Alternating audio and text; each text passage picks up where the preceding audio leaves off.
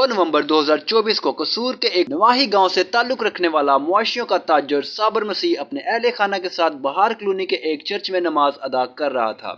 Service کے دوران اسے ایک پولیس اہلکار ارسلان کا فون آیا، جس نے اس کے مقام کے بارے میں دریافت کیا۔ چرچ کے ہجوم کی وجہ سے افسران اسے تلاش کرنے میں ناکام رہے۔ جب صابر اور اس کا خاندان کیری وین میں گھر جا رہے تھے، انہیں فیروز پور روڈ پر ارسلان، حنیف نامی ایک اور پولیس اہلکار اور 3 نامعلوم مسلح افراد نے روک لیا۔ صابر کو گاڑی سے گھسیٹ کے باہر نکالا، ہتھ کڑیاں لگائیں اور بغیر کسی وضاحت کے بے دردی سے مارا پیٹا۔ مداخلت کرنے کی کوشش کرنے والے اس کے بھائی عابد مسیح پر بھی حملہ کیا گیا۔ ان افراد نے صابر کی آنکھوں پر پٹی باندھی، اسے ادھر ادھر بھگا دیا اور پیسوں کا مطالبہ کیا۔ حد سے زیادہ رقم ادا کرنے سے قاصر صابر بالآخر پیسے دینے پر راضی ہو گیا۔ اس کے بھتیجے اللہ رکھا اور بھائی عابد نے پکی حویلی میں حملہ واروں کو نقدی پہنچائی، جس کے بعد اسے چھوڑ دیا گیا۔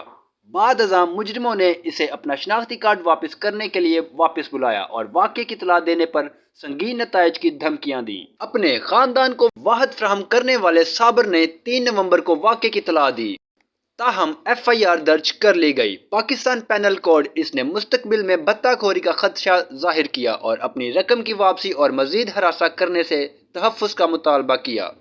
یہ واقعہ قانون نافذ کرنے والے اداروں کی طرف سے طاقت کے منظم غلط استعمال اور پاکستان میں پسماندہ کمیونٹیز کے خطرے کے بارے میں سنگین خدشات کو جنم دیتا ہے۔